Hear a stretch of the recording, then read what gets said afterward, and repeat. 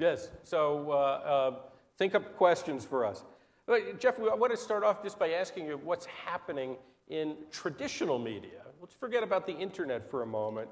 Let's look at things like internet's been around for 15 years, yet all of a sudden we seem to be facing newspapers disappearing. Why is that happening now? What's going on with traditional media? You know, every generation since the Greeks has argued that the pace of change is accelerating.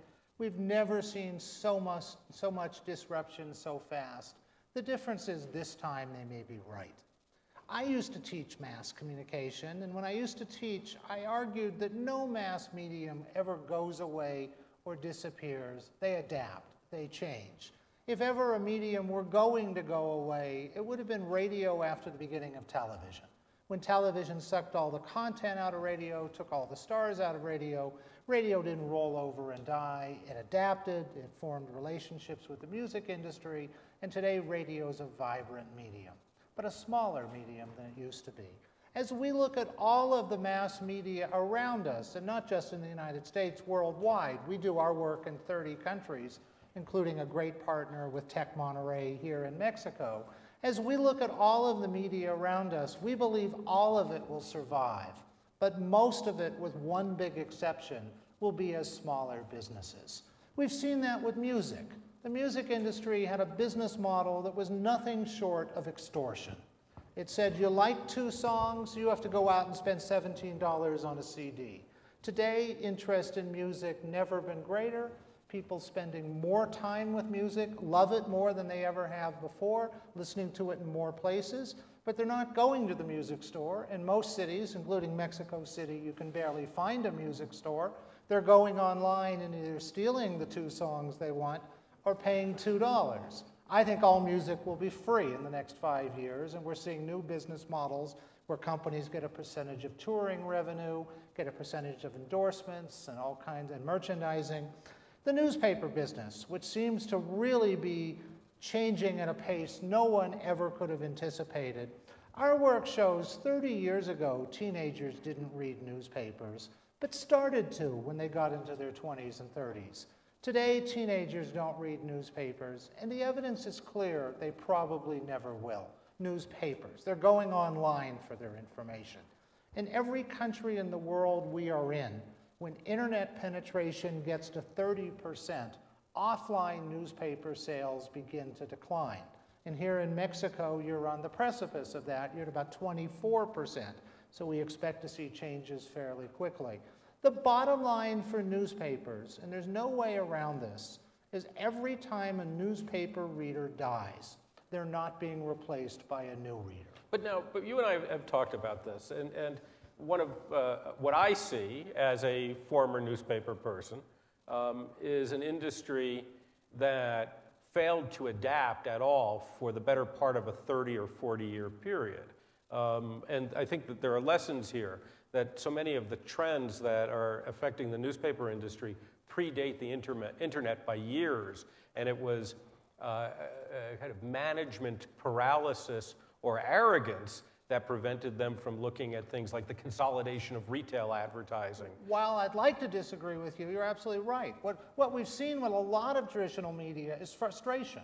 Frustration people had for years, forced to buy CDs they didn't want to buy. They wanted 2 songs. The internet gave them a choice. Frustration with traditional newspapers and that were mismanaged, that didn't give their readers exactly what they wanted. The internet finally gave them a choice. But we now see, as I said every time a reader dies, they're not being replaced. I went to the American Society of Newspaper Editors, who just renamed themselves, incidentally, the American Society of News Editors. I went there in the year 2000 with this belief that every time a reader dies, they're not going to be replaced. I told them they had 25 to 30 years left. I was called every name you could find. I was called dangerous, an alarmist, a cynic. It turns out the one name they didn't call me was what I turned out I really ultimately was, an optimist. Because if they had 30 years to go 10 years ago, they should have 20 years. They're down now to probably their last 5 to 10 as papers. We're seeing the recession accelerating that, concerns about environmentalism. Our New York Times prints 200 million pieces of paper a day, except on Sunday when it prints 2 billion pieces of paper, hires thousands of trucks to deliver it. Teenagers are turning to their parents saying, how can you read the paper? So we think all of these businesses survive, but they're smaller in the digital world. Now, you said one would be bigger. The exception is television. And we really should find a better term than television. Television for all of us has meant the set in the home on the fixed schedule. We know almost nobody under the age of 30 watches on a fixed schedule anymore, despite the fact that we should have a better term and that it's almost just a semantic argument as to whether television is a URL on the web or the web is a channel on the television set. Television's going to explode with growth, be bigger than it's ever been. It's going to escape from the home. It's going to be with us all the time.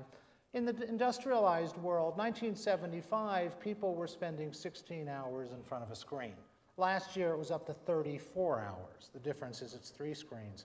We think that 34 is going to be over 50 but now, in the next couple of years. When most of us think of television, whether it's in the US or here in Mexico, we think of networks, broadcasts. A very small number of dominant providers of television.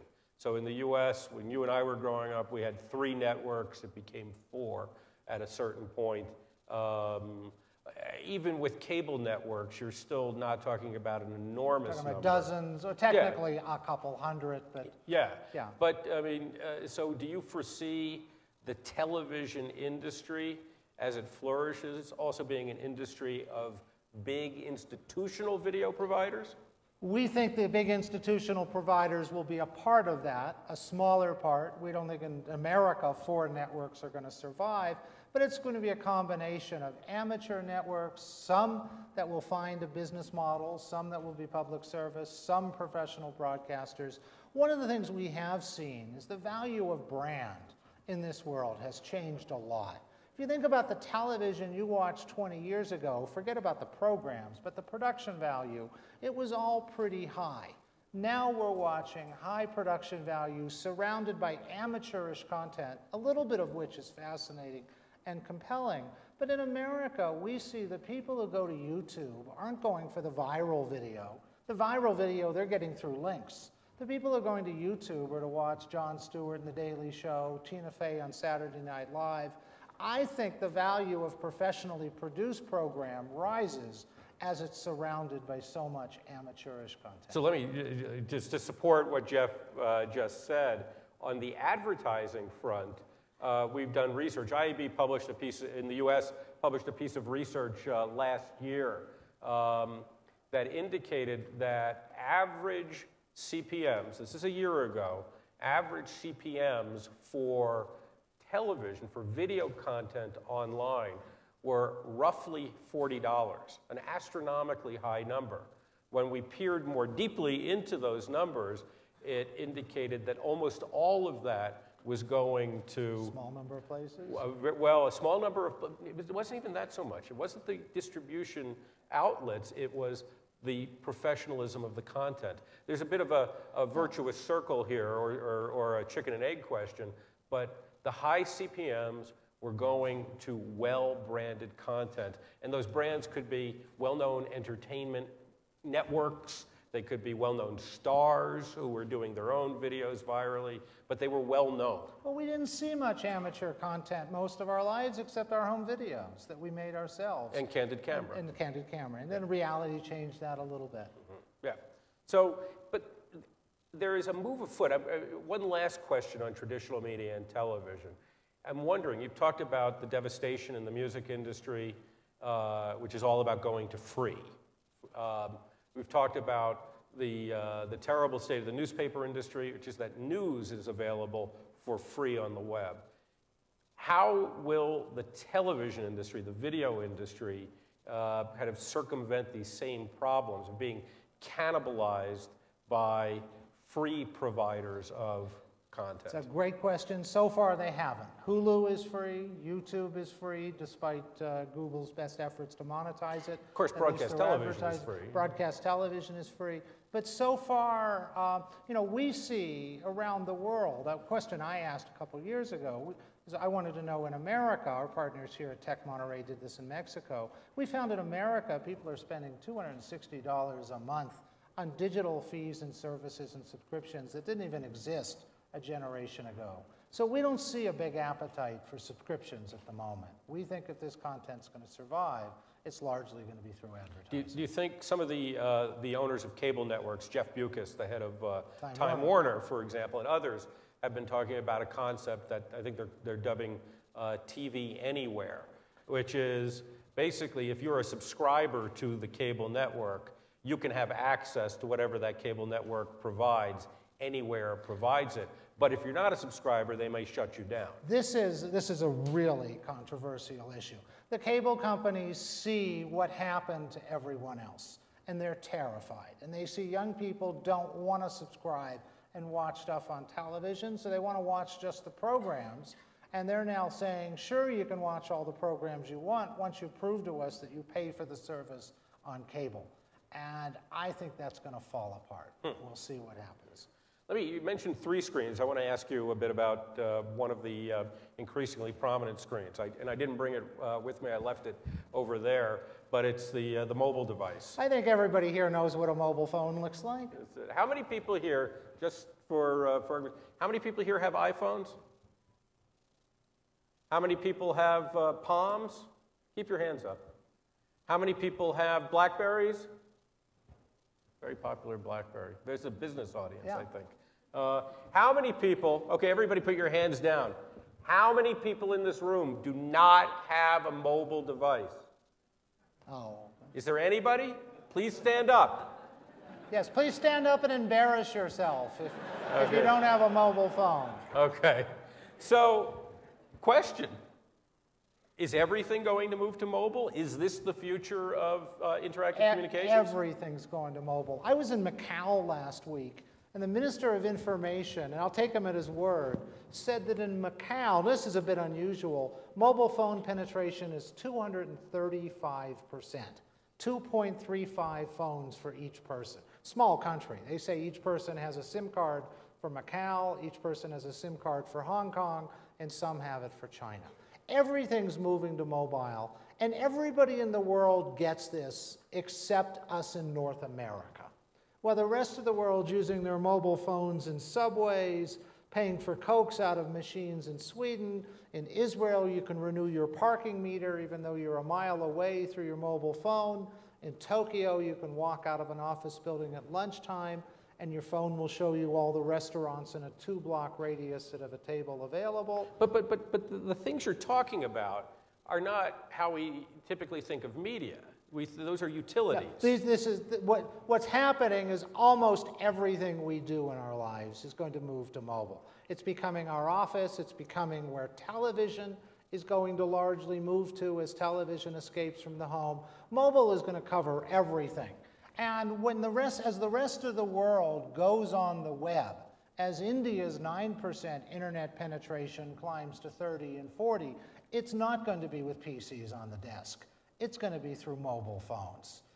Our work shows only about 4 to 6% of people who have PCs need PCs. Most of us are surfing the web, checking email. The only people who need PCs are people who do computer-assisted design, heavy-duty writing, crunch numbers. But okay, here's the part. I'm sorry. No, I was just going to say, you want to know how important the mobile phone has become? One of the things we discovered anecdotally, people almost never lose their mobile phones. They can be stolen, they can fall into the gutter, but they almost never lose them. And the reason people almost never lose their mobile phones is that if you leave it on a table in a restaurant, you can't get more than 10 feet away before you're reaching for it. You notice immediately it's gone. Occasionally, I'll leave a credit card in a restaurant. It'll take me 3 days to notice it's gone, and then I'll have to retrace my steps. I always leave my phone on the table, and I never get more than 10 seconds away before I'm reaching for it.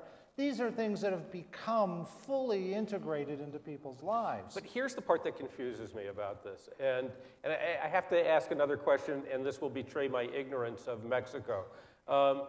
I assume, but please correct me, that HDTV is widely available throughout Mexico now? It's available. Yeah? I don't. Okay, so here's the part that confuses me. HDTV changes the home entertainment experience. The demand for high quality. Very dramatically. It just ratchets up the demand for quality, and clearly, and we know this, I think you've seen this, in homes with HDTV in the US, the amount of television viewing goes up fairly dramatically. We're going to save some at the same time we're putting mobile in our pockets, we're putting bigger and better screens at home. I did a talk about 3 months ago. There was a Canadian in the audience who raised his hand and said, I'm a Canadian and I'm a big hockey fan, which is sort of redundant if you think about it. And he said, why would I ever watch a hockey game on a mobile phone? And the answer is you won't. You'll save the hockey game, if you love hockey, for the biggest, best HD screen, unless you can't get to the big screen. And it's more important to see it sooner rather than later. Then you will watch it. Also, keep in mind that a mobile screen this close is like a 50-inch television set across the room. And also keep in mind something I discovered by accident when I was stuck in Hong Kong with a television during a typhoon that didn't have a picture. Most of the message is in the sound. Well, we love the picture. Try watching television without a picture. You'll have about a 98% comprehension. Try watching television without sound. You won't understand almost anything. So what it's going to do is the mobile is going to let us watch television at the airport, on the airplane, in the back seat of our cars. But we're going to save the best stuff. Nobody's going to watch Lord of the Rings for the first time on a mobile phone. See, this is what intrigues me here, and we were talking about this earlier. I think, and there's not that much evidence yet here on this, but I think that there's a misconstruction, a misconstruing of where the power of mobile devices will be for advertisers and marketers. As I've gone around in the US, we did a boot camp at Alcatel-Lucent, one of the big telecommunications equipment manufacturers, a couple weeks ago. And we also did our IAB mobile conference, I think about 2 weeks ago. And almost all the presentations I see are about brand advertising on mobile devices. Yet, all of the techniques I see, all of the power I see being shown is about mobile devices as tools for consumer promotions for marketers. Coupons, yeah, things like that. Basically couponing, various other forms of discounting, trial offers. It's the combination of geolocation, mobility, and the opportunity to develop in-store or near-store promotional communications seems to me a massive and under-tapped opportunity, especially because the largest, at least in the US, and I believe this is also true here, the largest component of marketing is, marketing budgets, is consumer promotions and trade promotions. It's not brand advertising. The role of marketing on the mobile phone has not been figured out yet. We don't know. There's some initial evidence we'll talk about towards the end that show that people don't want advertising messages in these personal places. I happen to think that's not true. But we really don't know what the role is here, and we don't know how people are going to, where the marketing potential is. And to make it even more complicated, the traditional battle between the content creators and the service providers is now being complicated because in the mobile world, the handset manufacturers want a piece of this as well. Right. Nokia, Ericsson, all of these companies are trying to get into it. We're not even sure how the revenue is going to be divided yet before we even know where the revenue is coming from. Yeah, actually, there's an interesting point there. That kind of industrial paralysis can often be an enormous and unanticipated game changer. Small anecdote that I haven't thought of in a long time. When I first got out of college, which is a long time ago, I worked for New York Magazine as a fact checker. And the first story I had to check was a story about these miraculous new laser discs that were going to revolutionize video. Okay, this was 1978. I have a room full of them. Yeah, so it took about 20 years for video laser discs to come out because of the format wars, you'll recall. What came out, which was not anticipated early on, was the CD. Yeah. The music industry ended up developing a standard that then destroyed the music industry. Whereas the video industry was so caught in these standards wars between Sony and Philips that it kind of delayed Which is why it was so good to see the high-definition DVD war end so quickly. Right. It was so potentially destructive, the Blu-ray high-definition disc. Let me ask you a question. Okay. Everybody knows there's only 3 ways to pay for content. You can steal it, and even those who steal it acknowledge that's not a very good business model. You can have fees or subscriptions, or you can have advertising. We believe if digital content's going to survive in the near term, it's going to be largely through advertising. What are the rules of digital advertising? How are they different than traditional media? Okay. Where are the opportunities? What are the risks? And what are the differences? Well, I'll start with a big overview here. And I'll stand up so I can see the people over there. First of all, I think everything we've seen, unfortunately, shows that, well, let me start from a further point back. In any industry, basic economics tell you that pricing is supported broadly by limits on supply, such that there's a reasonable equilibrium between supply and demand, so that producers, you know this, that buyers and suppliers can both get fair prices. That's been true in the media industry as well, but largely over the past, certainly in the broadcast era, it's been a seller's market. Limits on the supply of video advertising, television advertising inventory have allowed prices to be propped up. Same is true in magazines, too. I mean, the average newsstand outside the supermarket checkout can only hold so many magazines. That was a limit on supply.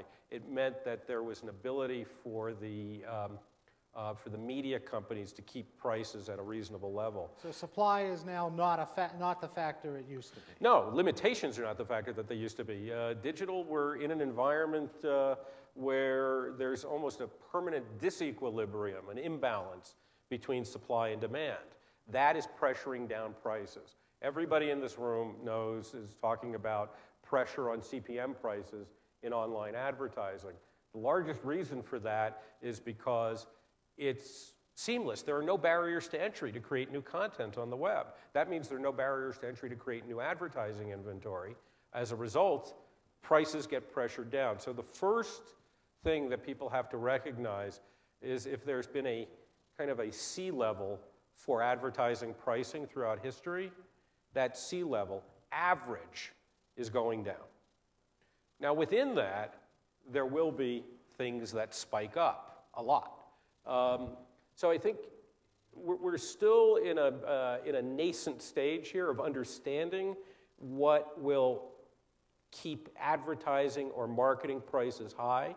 Clearly what we're hearing from marketers, we have a study coming out later this summer from Bain. And the headline on the study is that marketers are telling us quite clearly that they have 3 needs that need to be fulfilled through advertising and marketing communications. One of those needs is for brand engagement. One of those needs is for brand reach, for scale. And the third one is for transaction. And it would seem, if not intuitive, it would seem likely that marketers will pay more for brand engagement, the ability to really get to your consumers, your customers, your potential consumers and customers, to really get to them and to keep them within your family. That is worth more than just blasting out mass advertising across tens or hundreds of millions of households. So that is one piece of support. And there's a second one that I think is very important. at least for the media company and for the marketing services company, the advertising agency, much of the future will depend on these companies developing services for marketers. I think one of the ways of talking or understanding how we've made money in the publishing industry through time is we've basically been dumb channels for other people's advertising. We say, here's my newspaper, here's my magazine, here's my television network. I've carved out these spaces, I've carved out these time slots. Hey, ad agency, you can pour your ads into those time slots or those spaces. And that's where our obligation ended. That's no longer good enough. The successful media companies and successful agencies of the future will increasingly provide sophisticated services to the marketers, things like consumer insights, sophisticated analytics. We see media companies, publishers now, actually doing the creative that agencies used to do because they're more able to do creative that's relevant to their specific audience than agencies are able to do. So we're in our nascency. As we saw in Joe's presentation, the UK's breaking out, and then we've been hit with this worldwide recession, the worst thing we've seen in at least the last 60 years. Is this an opportunity? Is it a challenge? What's happening with the recession in digital? Well, there are a couple things. Some of them are just unsurprising. Every time there's a recession, there is a flight from above the line marketing budgets to below the line. I don't know if the phrases are used here, but in the US, above the line has traditionally referred to measured media advertising. Think of it as display advertising in print and in video for brand marketers and for retailers. If you go back to the 1960s, mid-1960s, about 70% of marketing spend was above the line advertising like that. 30% was below the line, direct marketing, consumer promotions, trade promotions primarily. Today, that's exactly reversed. 30% of total marketing spend is above the line, 70% is below the line. In recessions, more money at an accelerating basis goes from above the line to below the line. So we're seeing that at least temporarily. But we've also seen in previous recessions that a lot of that money doesn't come back. Once they've started spending in the stores, once they've started spending on consumer promotions, once they've started spending on direct marketing, and in each of these cases, you can get an exact analysis of what happened with your spend. It's very hard to go back to brand advertising. Whereas digital sort of straddles both, though. So where do you see happening with digital? And is this an opportunity to grow digital because of the shrinking of print and television budgets? It's happening. In the U.S., in the first quarter of 2009, so Jeff just said, worst recession in 50 or 60 years. It was the first year-on-year quarterly decline in digital spend in the U.S. We were down 5% from a year earlier. By contrast, the magazine industry, the radio industry, and the newspaper industry were down between 30 and 40% year-on-year in the quarter. So there is a massive share shift of advertising dollars into digital that will not return to offline media. But you're right, it's because digital is perceived to be more accountable in so many ways. That's a double-edged sword because it means that digital is being measured largely on short-term effects. The ability to drive a sale now, the ability to get somebody to download a coupon now. But we know through the history of advertising that much of the value of advertising is accretive, is cumulative, that over long periods of time, brand advertising supports marketers' ability to extract premium prices from consumers. So this is a bit of a problem for marketers. Let's talk about this accountability, because some of the future or promise for television may be set-top boxes that have chips that can target or can profile who is watching and deliver that information to advertisers. And some say CPMs may climb from $30 or $40 to $300. Certainly, digital can target in a way that no one else can. We're seeing this potential begin to get unleashed, and yet there are people who want to shut it down before it even gets started. at the government level on for privacy reasons. First, what in your vision, Randy, what do you see as the potential of targetability and behavioral targeting?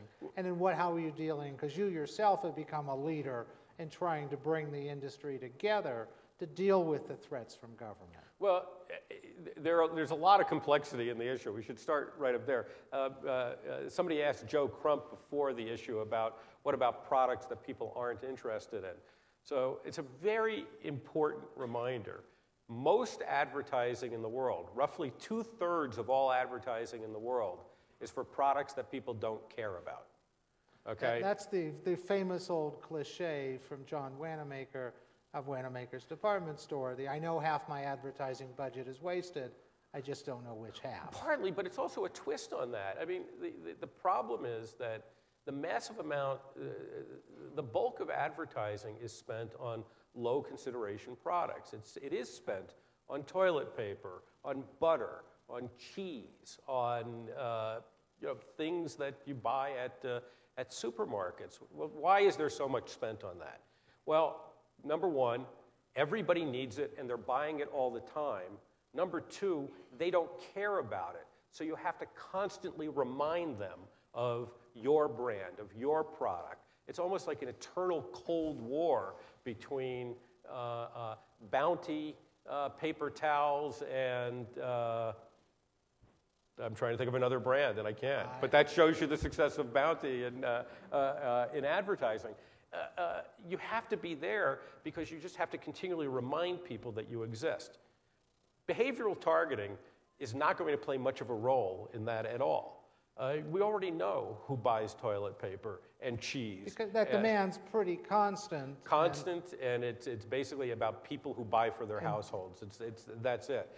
It's in the narrower sets. But what about automobiles? What about... In higher consideration products, clearly the ability to eliminate waste by delivering more relevant advertising is very powerful. That's what the promise of behavioral marketing is. I've always joked. I've joked with folks like Dave Morgan, who has appeared here before, who is one of the inventors of the behavioral marketing business and others, that they did a deal with the devil when they came up with the phrase behavioral targeting, because it sounds so alluring that no marketer could avoid it, but it also sounds so scary that no consumer will feel safe around it. And whereas if we had called it something like relevancy engines, it would have been completely different. Because the stuff doesn't violate anybody's privacy. Normal surfing of the web and looking at ads on a page, cookies delivered into your browser, tell nobody anything about who you are, Jeff Cole, where you live. What they've said is, you've seen this ad 3 times, or, oh, he's looked at several, this browser, not even Jeff Cole, this internet browser has looked at several articles about the new Mini Cooper car. Maybe this person is in market for a car. We'll serve up more car ads than we will anything else. But despite the fact that there really are very few risks there, there's been an increasing outcry from advocacy groups that caught the ear of the Congress and the FTC in the United States. So yeah, we have fashioned a cross-industry self-regulatory program using the 5 or 6 of the largest trade associations in the United States, kind of bringing us together to create self-regulatory principles and mechanisms to protect consumer privacy. And that'll mean opt-out, the ability to get out of the advertising rather than having to opt in. I assume it will mean privacy statements not written by lawyers for lawyers. Yeah. And probably, I would assume it would also mean some pretty strict fines for those who violate their own policies. We're setting up, we're going to finance an enforcement mechanism through the Council of Better Business Bureaus, which is the oldest, most respected self-regulatory body in the U.S. That will kind of review complaints, review violations of the principles, and if there is not remedy provided, this enforcement mechanism will be able to refer violators to the FTC or to other authorities for forms of prosecution. Now, our work shows that when you ask people about privacy, they get very nervous. They jealously say they want to protect their privacy. And yet when you probe that attitude, you find they'll actually surrender their privacy fairly quickly. 5 years ago, people said they didn't even want cookies on their computer, and then began to realize that cookies were actually to their advantage. It saved time. Well, if you don't have cookies, you can't customize your homepage. And we saw in America supermarket affinity cards that, other than your medical information or your financial information, you let me see everything you buy in a supermarket. I can profile you almost without error. I know how old you are. I know if you're married. I know if you have any illnesses. I know how healthy you are from what you eat. Well, moreover, if you pay with a credit card, they actually do have so name it's and sort address. of interesting how much people talk about privacy. And of course, the teenagers on Facebook and MySpace as well, how quickly they will surrender their privacy. Yeah, but I also think that a lot of people in our industry talk about this schizophrenia in consumer trends, but I don't think that's actually relevant to us. I think that at our industry, we have to do the right thing. I think that's really what fair. it is. So it shows that I think there is consumer support for targetability when they understand how they benefit from targeting. Yeah, and that's where the and that industry... case hasn't been made as well as it should. That's been the biggest gap in the industry. We basically spent 10 years not talking about the benefits, just assuming that everybody understood the benefits. How are we on time? I think we're okay. Let me add one more piece to this, and then let's go right to questions, which is advertising within the most personal of spaces. Advertising in Facebook, on MySpace, in Orkut. And the early work shows people don't want advertising in these personal places, that they resent it, that these are peer communities. I don't think that's true. But this is a really important question. Microsoft 2 years ago spent $240 million to buy 1.6% of Facebook, putting its valuation on paper at $15 billion. It's been revised downward recently, thrusting Mark Zuckerberg, the co-founder, into the Forbes 400 as the newest and youngest billionaire in America. But whether Zuckerberg ends up as a billionaire or we see him in a year at the side of the highway with a cardboard sign depends on whether they can figure out how to introduce advertising into the site in a way that doesn't alienate its audience. So far, the evidence is not good. And MySpace doing a much better job at advertising revenue than Facebook. And MySpace, Rupert Murdoch's just fired the two co-founders of MySpace and cut 30 to 40% of the employees. So the early evidence says this is troubled. I want to just add to this. We think, in our talking to consumers, we think you can advertise in these personal spaces, but under a very different set of rules. We think a brand to advertise in a texting community or in a social networking site has to become a member of the community.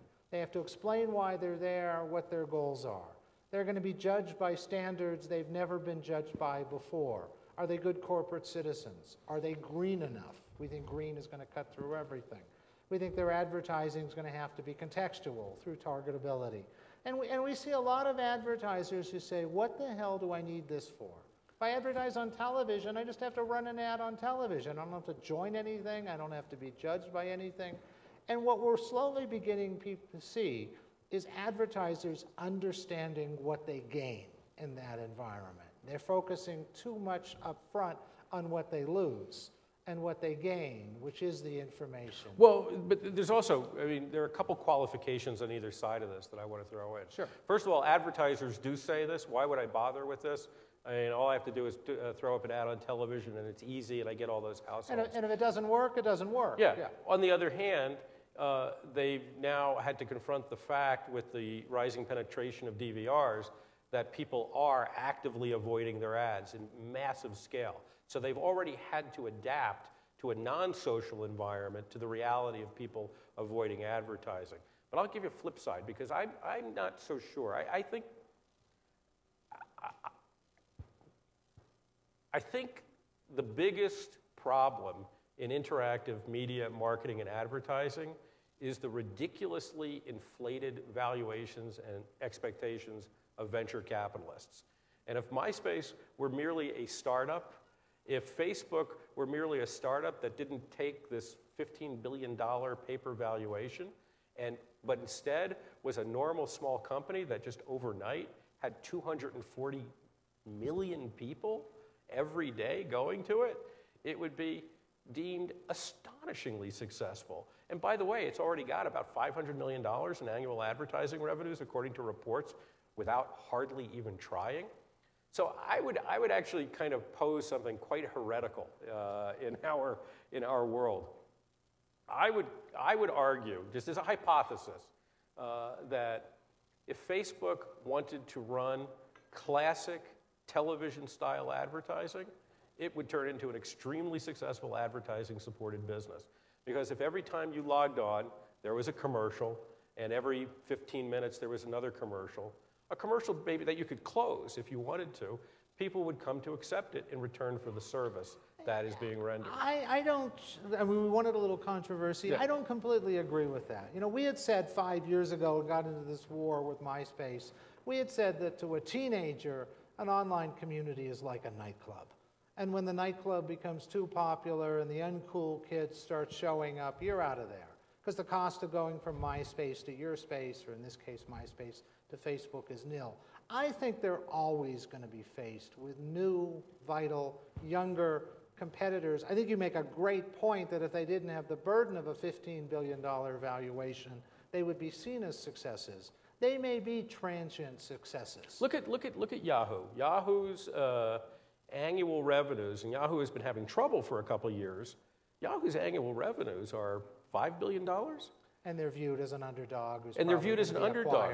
$5 billion for Yeah. a media company its age is an astronomical amount of advertising. And most of that has come through search, which is a truly new idea in the internet, but also display, which is not a truly new idea. But part of this culture is becoming Zuckerberg and a billionaire, or Chad Hurley at YouTube, or, I mean, that's part, or the guys who've created Twitter, and we'll see whether there's a business model for Twitter.